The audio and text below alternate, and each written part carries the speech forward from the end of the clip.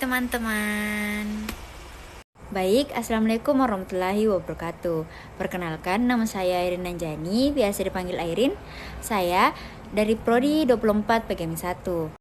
Baik, di sini saya akan menjelaskan atau merekap kembali materi-materi dari pertemuan-pertemuan sebelumnya. Baik, adapun materi pertama yaitu mengenai pengertian asas dan problem status kewarganegaraan serta memahami hak, kewajiban serta istilah dan definisi-definisi kewarganegaraan.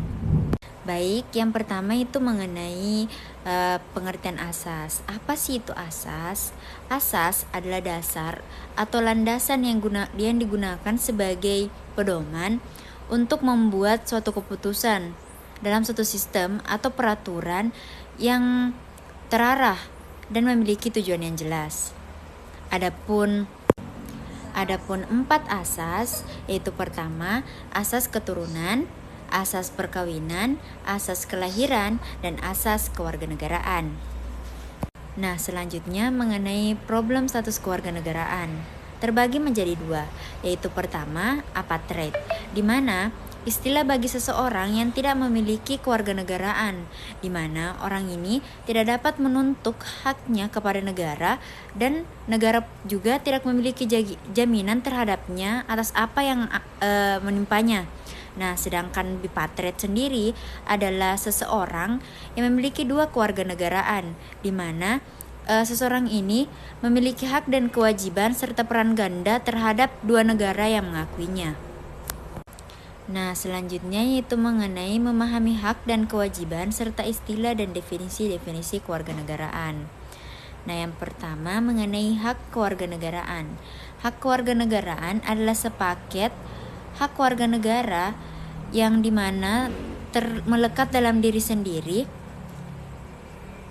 Nah, selanjutnya mengenai memahami hak dan kewajiban serta istilah dan definisi-definisi kewarganegaraan. Yang pertama yaitu mengenai hak warga negara.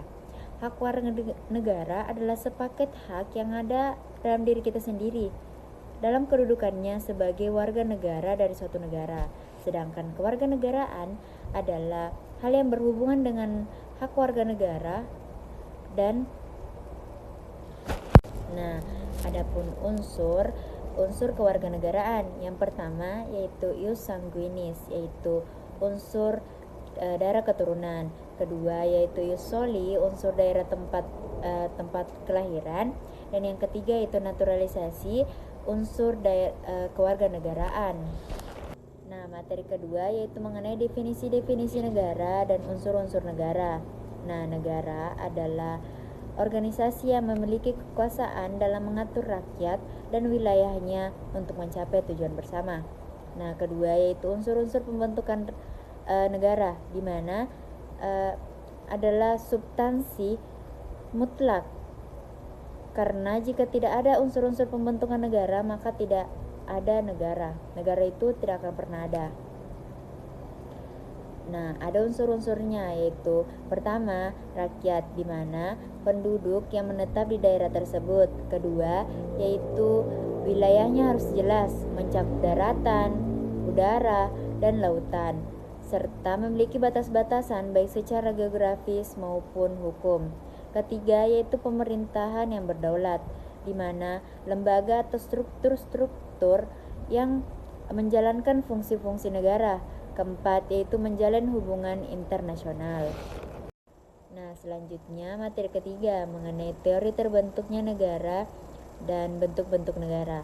Pertama, teori ketuhanan. Kedua, teori perjanjian masyarakat. Ketiga, teori kekuasaan. Keempat, teori keluarga. Kelima, teori modern. Dan keenam adalah teori hukum alam. Nah, selanjutnya bentuk-bentuk negara, di mana pertama, negara kesatuan, kedaulatannya berada di pemerintah pusat. Kedua, yaitu negara serikat, di mana kedaulatannya terbagi menjadi 2, diantaranya pemerintah pusat dan negara bagian. Ketiga, yaitu konfederasi, di mana gabungan di antara negara berdaulat bekerja sama secara longgar untuk mencapai tujuan bersama. Nah, keempat adalah negara khusus atau campuran, di mana terdapat negara union, protektorat, campuran, dan mikro. Nah, selanjutnya materi keempat.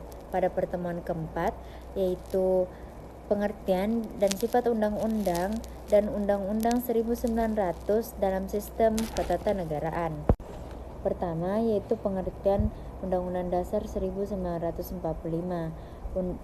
Undang-Undang Dasar 1945, Undang-Undang Negara Republik Indonesia adalah konstitusi tertulis dan hukum dasar tertinggi di negara Republik Indonesia.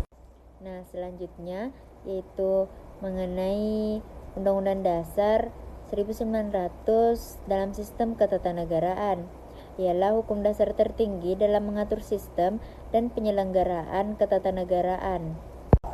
Nah, ada sifat-sifat yang melekat pada Undang-Undang Dasar 1945, yaitu pertama ialah tertulis, kedua mengikat, ketiga supremasi, dan keempat yaitu fleksibel. Materi kelima yaitu mengenai konstitusi dan bagaimana hubungannya dengan lembaga negara. Pertama, mengenai konstitusi. Konstitusi adalah hukum dasar yang menjadi pedoman dalam penyelenggaraan negara.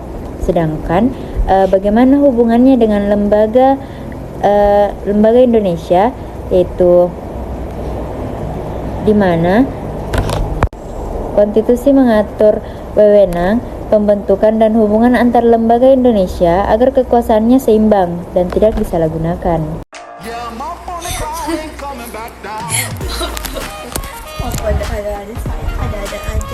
Baik, itulah rekapan materi dari pertemuan sebelumnya. Mohon maaf bila ada kesalahan.